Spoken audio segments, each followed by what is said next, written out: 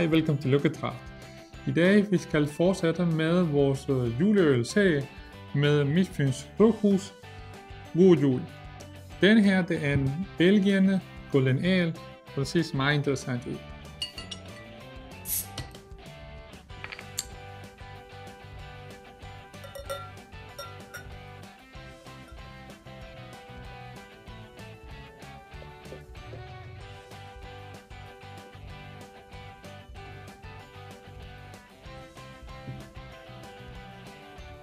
Øllet er uklart og har en gul farve med nogle bobler, der er tætte.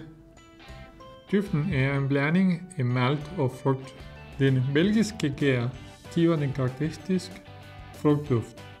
Når man smager øllet, man mærker en sødme smag af maltet sammen med nogle frugtsmag. Det efterlader en let bitterhed i halsen.